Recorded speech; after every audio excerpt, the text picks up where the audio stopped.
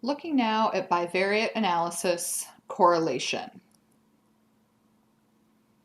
So our objectives here are again to identify when to use correlation, applying the 4-step model of hypothesis testing to correlation, interpreting results from a correlation analysis, reporting results from a correlation analysis, and constructing an appropriate graphical display for correlation analysis.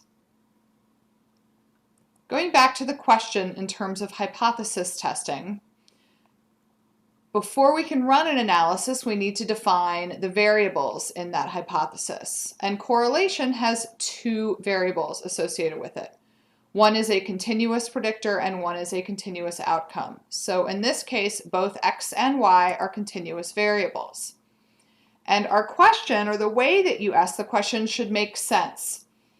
If you think back about the zip bike example, looking at the number of times a person rides a zip bike, you wouldn't think that that will predict their age. Age is something within a person that is static at the time you ask them. We wouldn't expect age to change differently within people. So as time moves forward, everybody ages in the same manner.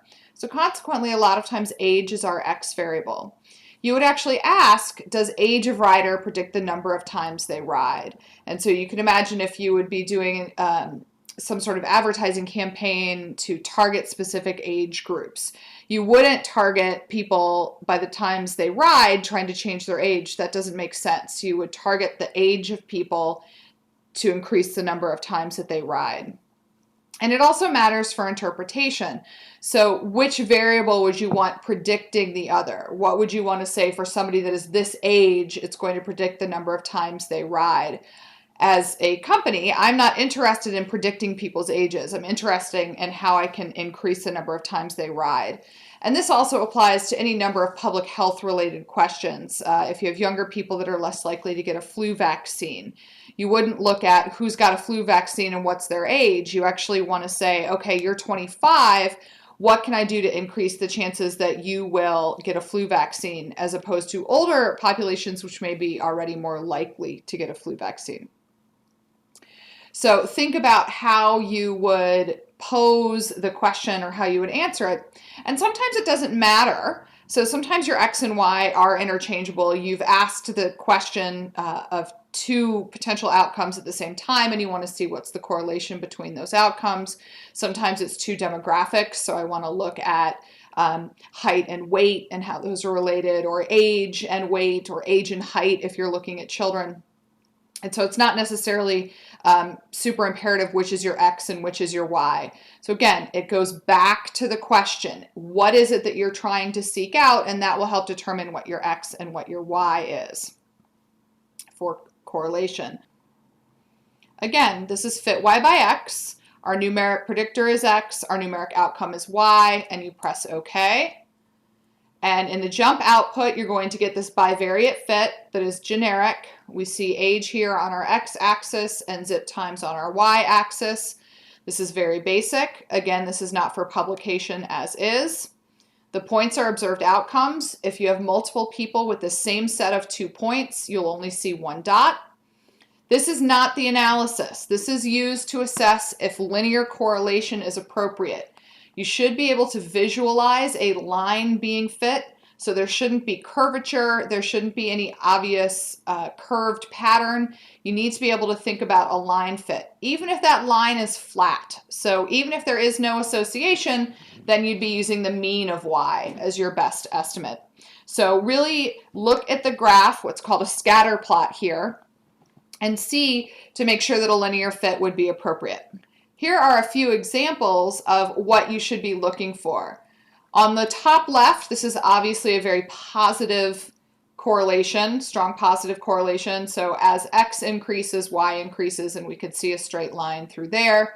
On the top right, this would be what is called a negative linear association. So as X increases, Y decreases. Obviously a very strong fit here. On the bottom right, it would be the example of no association, but you could still have a straight line fit here. It would simply be the mean of y. So as X increases, there's no predictability on y, so the best estimate is y. The lower left-hand corner is something that you want to keep an eye out for, And this is a non-linear association. That means as x increases, y is decreasing up to a point, and then as x continues to increase, y is increasing. So you have both a positive and negative correlation here, and this is not a linear association. So using correlation here is not appropriate. So any curvature or obvious nonlinear pattern means you cannot use correlation regardless of how much you like the measure of correlation. So just keep in mind you're looking for something where a straight line fit is appropriate. So once you ask JUMP in the upper left-hand corner in the red drop-down menu for a density ellipse and a 0.95 density ellipse, and this goes back to our 95% or a 0.05 alpha that we've been looking at, you then want to open the results under bivariate normal ellipse. It'll come closed, so click on the left gray drop-down and it will open the bivariate normal ellipse, and see it says bivariate. We're talking about two variables under normal circumstances here, so the normal distribution.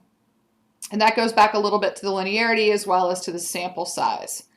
So what you get here is you get the mean and standard deviation of age and the mean and standard deviation of zip times. Those both need to be reported. And then you get a correlation coefficient value. You get a p-value, and then you'll see the sample size. So this box really contains all of the summary statistics that you need for your results section. Take a look at the correlation. It will either be positive or negative. That will be the direction of the relationship. Positive means as x increases, y also increases. Negative means as x increases, y decreases. And then you will get the p-value. So remember that our null hypothesis here states that the correlation is 0. So you can have a significant correlation that's not very large. All it means is that it's significantly different from 0. So you have weak correlations that are significant, you have moderate correlations that are significant, and you have strong correlations that are significant. But you can also have weak or moderate correlations that are not statistically significant. That's usually a sample size issue. So make sure to pay attention to all of these things and then interpret each part. And then of course the p-value we compare to alpha. In this case our p-value is 0.04. It is smaller than 0.05. So this correlation is negative and it's moderate and it is statistically significantly different from 0.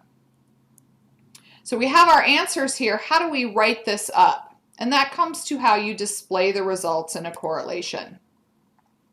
Usually a sentence is enough with correlation. As the age of zip riders increases, the number of times ridden per month decreases. Another way to say that is zip rider and number of times are moderately negatively correlated. Though I find the first bullet to be more descriptive in terms of correlation, it actually tells you. The reader doesn't have to interpret what negative correlation means. So as zip rider age increases, the number of times ridden per month decreases. And that correlation is minus 0.37 with a p-value of 0.0426. Should you need to display a graph, the scatter plot is what you want. And instead of showing the bivariate ellipse, you want to ask JUMP for a fit line. And this is going to give a reader a line that helps visualize this relationship. So we can see that it's got a little bit of steepness to it. So it is negative as x increases, y is decreasing. But you'll also notice when you ask for a fit line that the p-value for the line fit is the same as the p-value for the correlation. They're actually testing the same thing in a slightly different manner. But if you're going to do a graphical display of correlation, you want to show that line as opposed to the ellipse. And those are the ways to approach correlation. It's relatively straightforward. What you report is relatively simplistic. It's important to be descriptive and to be clear and concise.